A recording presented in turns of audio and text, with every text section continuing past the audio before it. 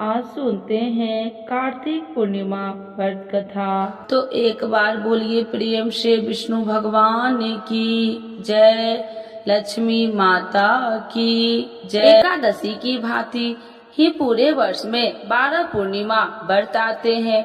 एक माह में एक बार पूर्णिमा और एक बार अमावस्या आती है।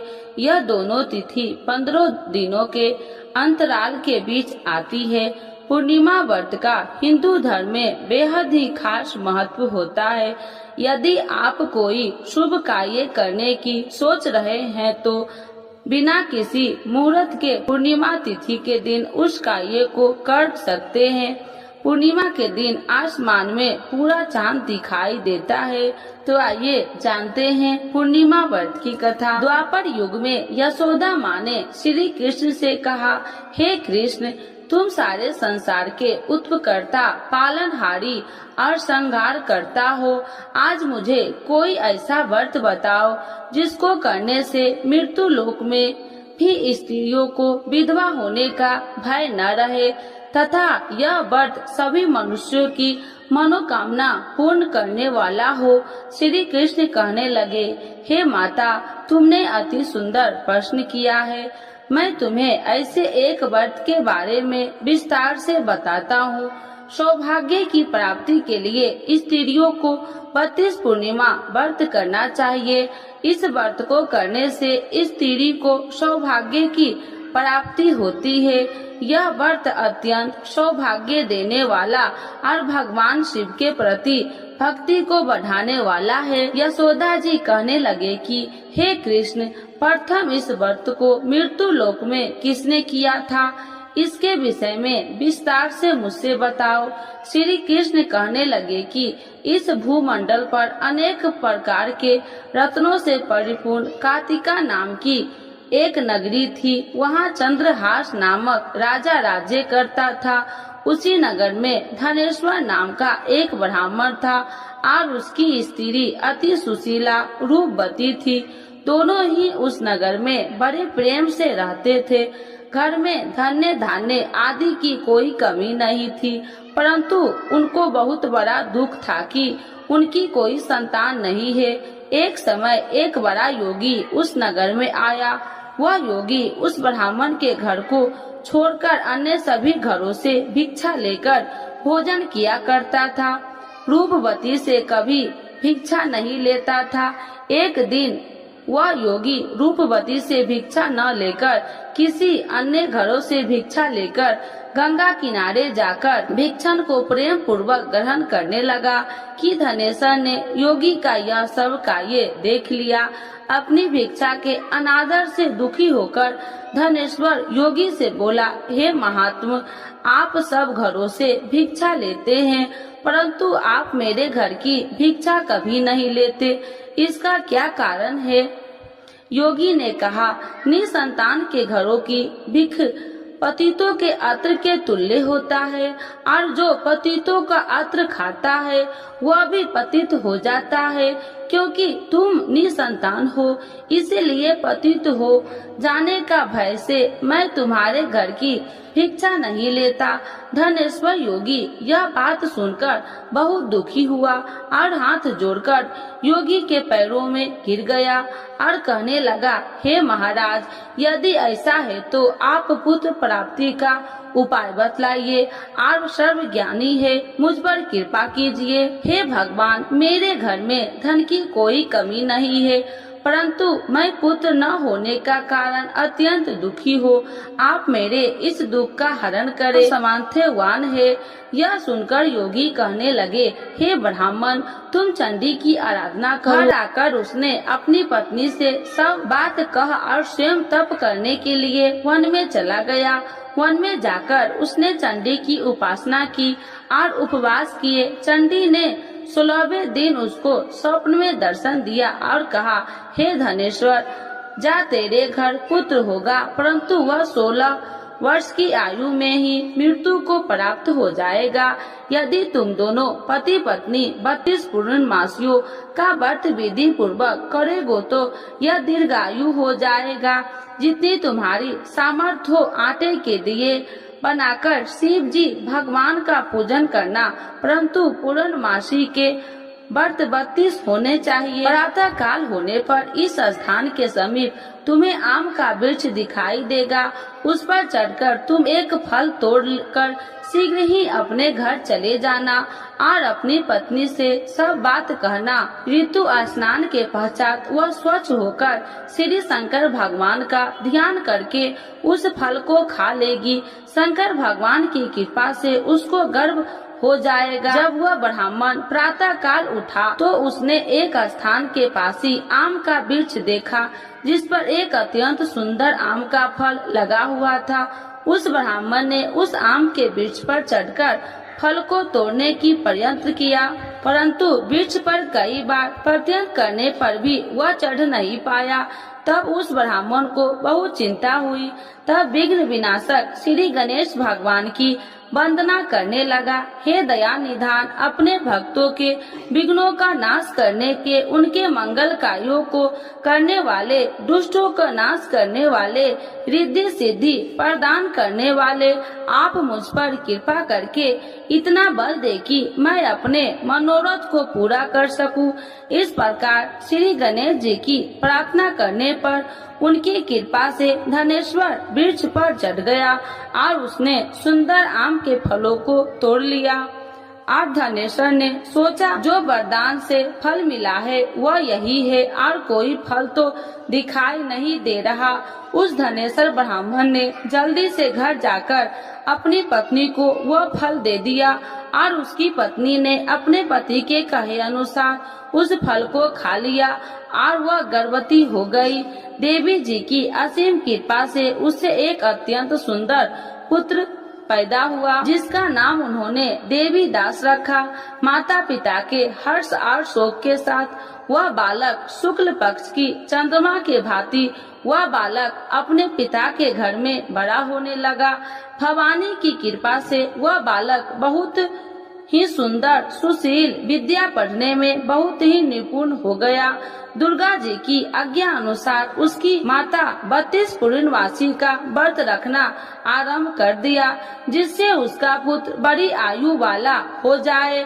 16 वर्ष लगते ही देवी दास के माता पिता को बड़ी चिंता हो गई कि कहीं उनके पुत्र की इस वर्ष मृत्यु न हो जाए।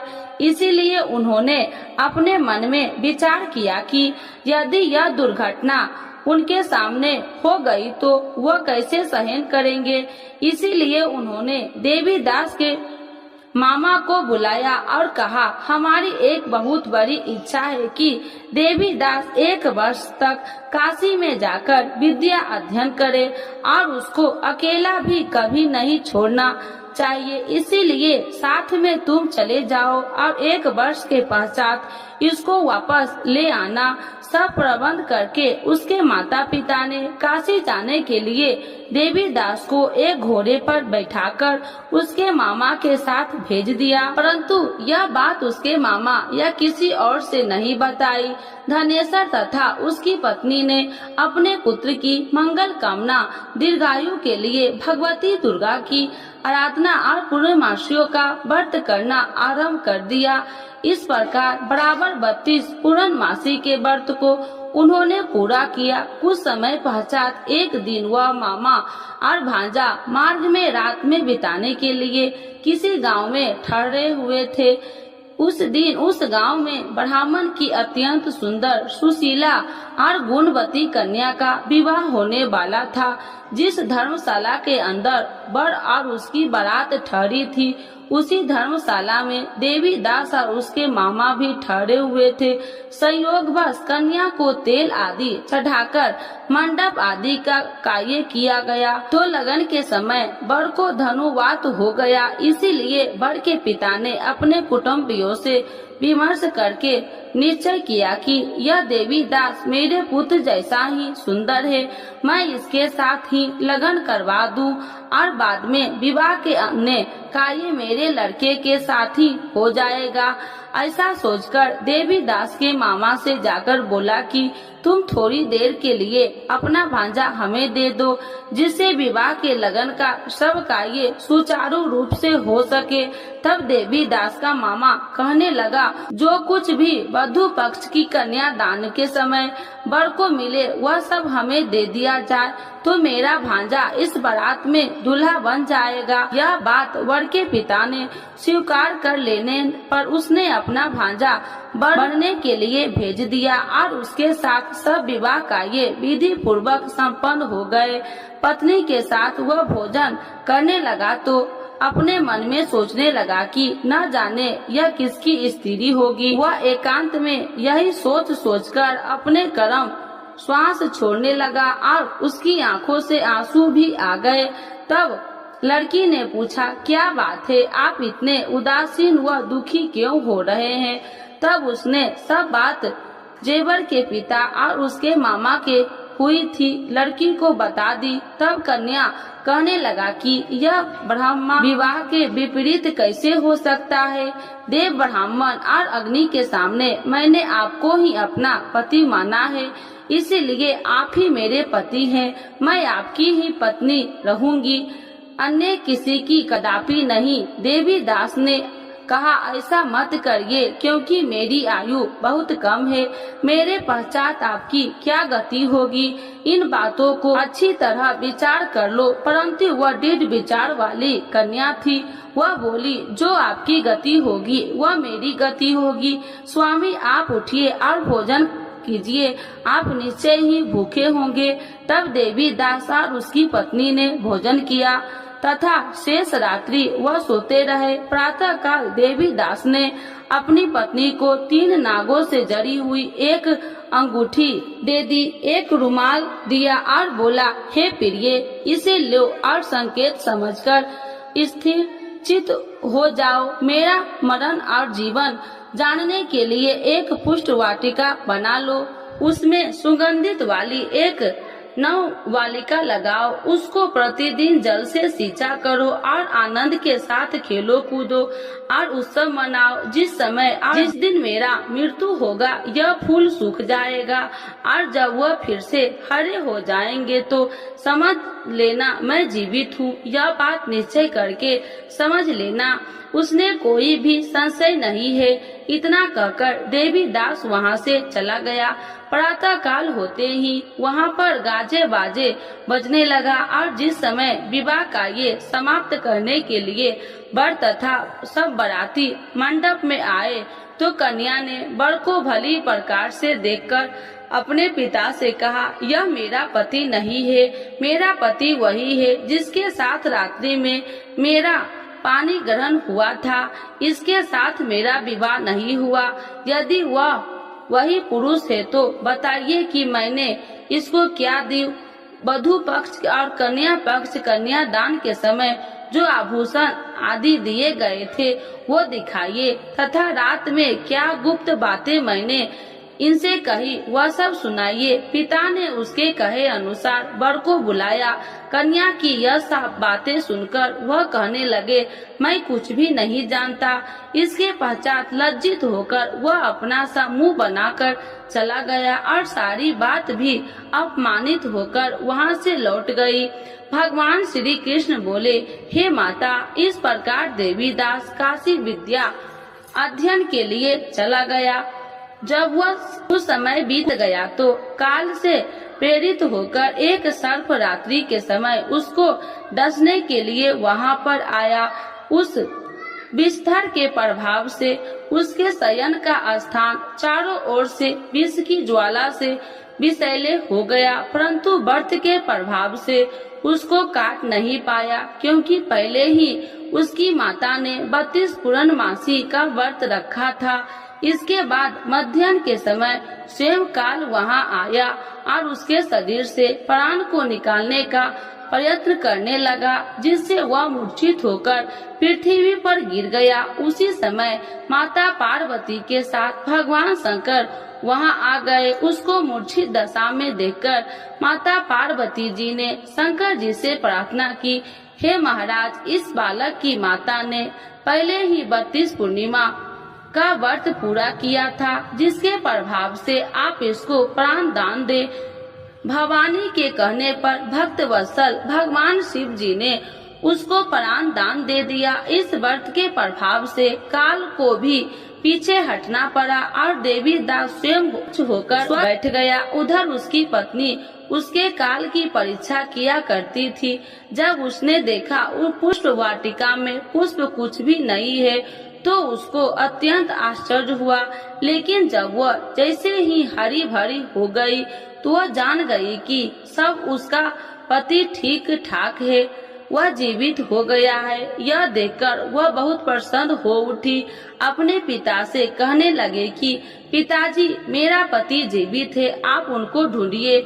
जब 16 वर्ष व्यतीत हो गया तो देवी दास भी अपने मामा के साथ काशी से चल दिया। इधर उसके ससुराल उसको ढूंढने के लिए अपने घर से जाने वाले ही थे कि वहाँ दोनों मामा और भांजा वहाँ पर आ गए। उनका आया हुआ देखकर उनके ससुर को बहुत प्रसन्नता हुई। उन्हें अपने घर ले गए। उस समय नगर के निवासी भी वहाँ इकट्ठे हो गए। निश्चय किया कि अभ्यास ही इसी बालक के साथ कन्या का विवाह हुआ था। उस बालक को कन्या ने जब देखा तो पहचान लिया कि यह तो वही है जो संकेत करके गया था। तब उपरांत सब कहने लगे कि भला हुआ यह आ गया है, और सब नगरवासी ने आनंद मनाया। कुछ दिन बाद देवी दास ने अपनी पत्नी और मामा के अपने ससुराल के घर से बहुत सारे उपहार लेकर अपने माता पिता की घर की तरफ प्रस्थान किया। जब वह अपने गांव के निकट पहुंच गए तो कई लोगों से उसे देखकर उसके माता पिता को पहले ही खबर दे दी कि तुम्हारा पुत्र देवी दास अपनी पत्नी और मामा के सहित आ रहे हैं। ऐसा समाचार सुनकर माता पिता को विश्वास नहीं हुआ, परंतु जब और लोगों ने भी आकर यही बात उनसे बताई तो उनको बड़ा आश्चर्य हुआ। लेकिन थोड़ी देर में देवी दास ने आकर अपने माता पिता के चरणों में अपना सर रखकर प्रणाम किया और उसकी अपनी पत्नी ने अपने सास ससुर के चरणों को स्पर्श किया तो माता पिता ने अपने पुत्र और पुत्र वधू को हृदय से लगा लिया और दोनों की आंखों में प्रेम अश्रु बह चले। अपने पुत्र और पुत्र वधू के आने की खुशी में धनेश्वर ने बड़ा ही भारी उत्सव किया और ब्राह्मणों को दान दक्षिणा देकर प्रसन्न किया।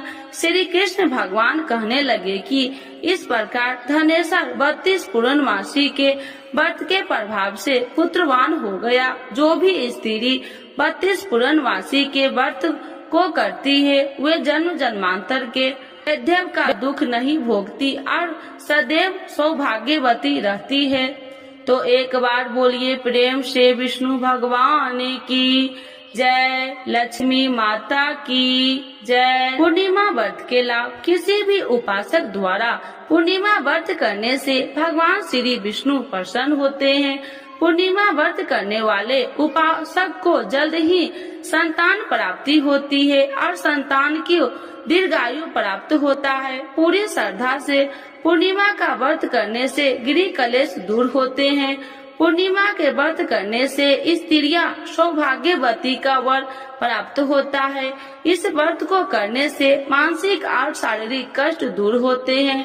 पूर्णिमा का व्रत करने से मनुष्य की सभी प्रकार की मनोकामना पूरी होती है। जो भी उपासक पूर्णिमा का व्रत रखता है उस पर भगवान विष्णु और चंद्रमा की विशेष कृपा सदैव बनी रहती है। यह व्रत करने से आर्थिक परेशानी भी दूर होती है।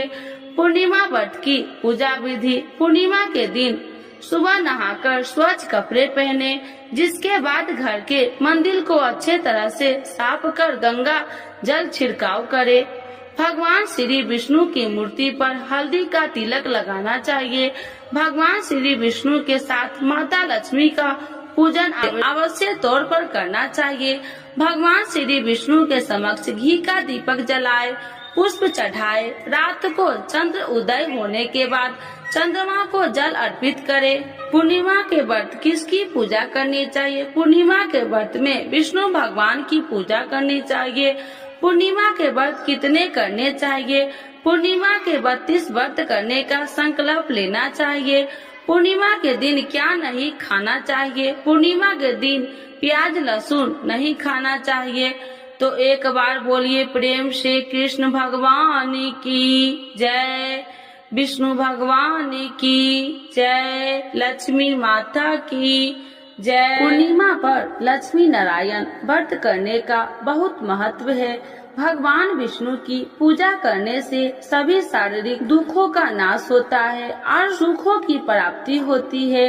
इस दिन पवित्र नदियों में स्नान करने एवं व्रत दान पुण्य करने से पुण्य फलों की प्राप्ति होती है। पूर्णिमा पर लक्ष्मी नारायण व्रत करने का बहुत महत्व है। भगवान विष्णु की पूजा करने से सभी शारीरिक दुखों का नाश होता है और सुखों की प्राप्ति होती है। इस दिन पवित्र नदियों में स्नान करने एवं व्रत दान पुण्य करने से पुण्य फलों की प्राप्ति होती है। इस दौरान चंद्रमा से जुड़ी चीजों का दान करने से कई तरह के लाभ प्राप्त होते हैं। आप सफेद वस्त्र, शक्कर, चावल, दही या फिर चांदी का दान कर सकते हैं। माना जाता है कि इससे कुंडली में चंद्रमा की स्थिति मजबूत होती है और जीवन में सुख समृद्धि बनी रहती है।